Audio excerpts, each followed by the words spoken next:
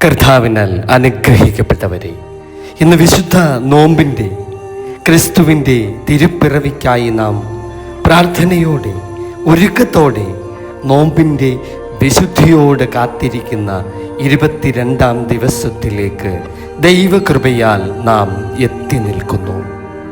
ഈ അവസരത്തിൽ ഇന്നത്തെ അല്പനേരത്തെ ധ്യാനത്തിനായി നാം തിരഞ്ഞെടുത്തിരിക്കുന്ന വേദഭാഗം യെശയ്യാ പ്രവാചകന്റെ പുസ്തകം 11-ാം അധ്യായം 1-ാം വാക്യം.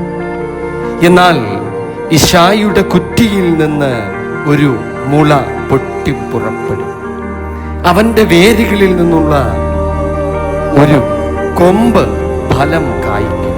ആമേൻ. ഇശായിയുടെ കുറ്റിയിൽ നിന്ന് ഒരു മുള പൊട്ടിപ്പുറപ്പെടും, അവന്റെ വേരുകളിൽ നിന്നുള്ള ഒരു കൊമ്പ് ഫലം കായ്ക്കും. ആമേൻ. സ്തോത്രം. കർത്താവേ, പ്രിയമുള്ളവരെ, നശിച്ചുപോയി എന്ന് നാം കരുതിയ ഒരു വൃക്ഷത്തിന്റെ കുറ്റിയിൽ നിന്ന് ഉയരുന്ന ഒരു പ്രത്യാശയുടെ വചനമാണിത്. പ്രിയ സഹോദരങ്ങളെ, ഇന്ന് നാം ജീവിതത്തിൽ പലപ്പോഴും നശിച്ചുപോയി വെട്ടിമാറ്റപ്പെട്ട ഒരു പച്ചവൃക്ഷത്തിന്റെ കുറ്റിയായതുപോലെ നമുക്ക് നമ്മുടെ ജീവിതം അനുഭവപ്പെട്ടേക്കാം.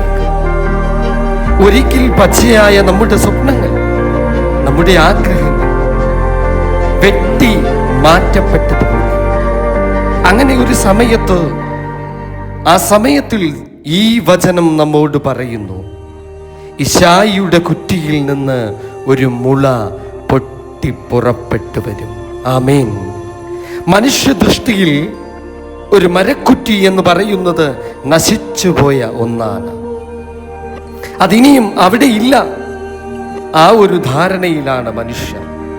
എന്നാൽ ദൈവിക ദൃഷ്ടിയിൽ അത് തമ്പുരാന്റെ പുതിയ തുടക്കമാണ്.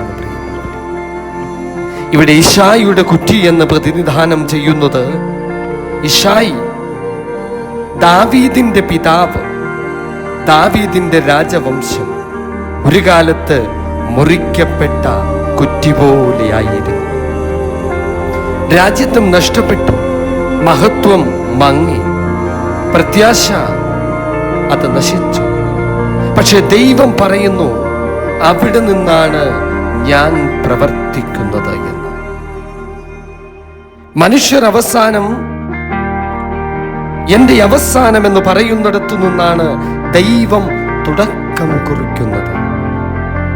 മുള എന്നത് ക്രിസ്തുവിന്റെ ജനനമാണ്. മുള അത് ക്രിസ്തുവാണ്. അവൻ പക്ഷേ കൊട്ടാരത്തിൽ ജനിച്ചവനല്ല, ഒരു കാലിത്തൊഴുത്തിലാണ് ജനിച്ചത്. ലോകം അവനെ ചെറുതായി കണ്ടു, പക്ഷേ ദൈവം അവനിലൂടെ രക്ഷ ലോകത്തിലേക്ക് വന്നു. മുള ചെറുതായിരിക്കും, പക്ഷേ അതിൽ മഹത്തായ ഒരു ജീവൻ ഒളിഞ്ഞിരിക്കും. കൊമ്പ് ഫലം കായ്ക്കും, അത് ദൈവത്തിൻ്റെ ഉദ്ദേശ ലക്ഷ്യമാണ്. ദൈവത്തിൻ്റെ പ്രവർത്തനം അവിടെ അവസാനിക്കുന്നില്ല. വചനം പറയുന്നു, ഒരു കൊമ്പ് ഫലം കായ്ക്കും, അത് ക്രിസ്തുവാണ്. ജീവൻ നൽകുന്നു, ശാന്തി നൽകുന്നു, രക്ഷ നൽകുന്നു, പുതുക്കൽ നൽകുന്നു. ദൈവം നിന്റെ ജീവിതത്തിലും വെറും ജീവൻ മാത്രമല്ല നിനക്ക് പ്രദാനം ചെയ്യുന്നത്, അവൻ നിനക്ക് ഫലം നൽകുവാനും ആഗ്രഹിക്കുന്നു. ആമീൻ. ഇന്നത്തെ മനുഷ്യ ജീവിതത്തിലേക്കുള്ള ഒരു വലിയ സന്ദേശമാണ് ഇന്നത്തെ ഈ വാക്യം. ഇന്ന് നീ ഒരു വലിയ കുറ്റി പോലെ നിൽക്കുന്നുണ്ടോ? നിന്റെ ശ്രമങ്ങൾ പരാജയമാണ്. നിന്റെ പ്രാർത്ഥനയ്ക്ക് മറുപടി ഇല്ലാതെയായിപ്പോയോ? ഭാവി ജീവിതം ഇരുണ്ടതായി, കൂരിരുട്ടായി നിനക്ക് തോന്നിത്തുടങ്ങിയോ? കുഞ്ഞേ, ഈ വചനം നിനക്കായിട്ടാണ്, നിനക്കുള്ളതാണ്.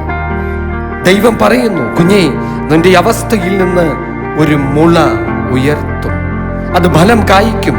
നീ കാണാത്തിടത്ത് ദൈവം വേരുകളിൽ പ്രവർത്തിക്കുകയാണ് നിനക്കു വേണ്ടി.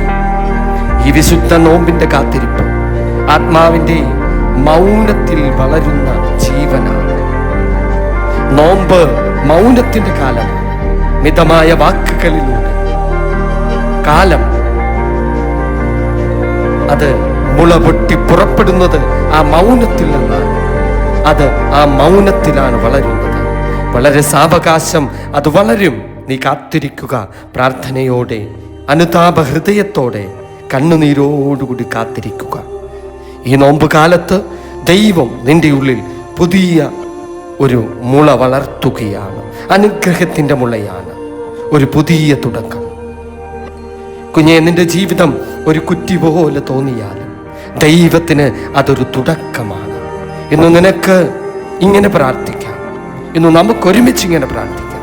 കർത്താവേ, എൻ്റെ കുറ്റിയിൽ നിന്ന് നിന്റെ തിരുവിഷ്ട പ്രകാരം ഒരു മുള ഉയർത്തേണമേ. എൻ്റെ ജീവിതം ഫലം കായ്ക്കുന്നവയാക്കണമേ തമ്പുരാനേ. ആമേൻ. സ്തോത്രം. ഹല്ലേലൂയ.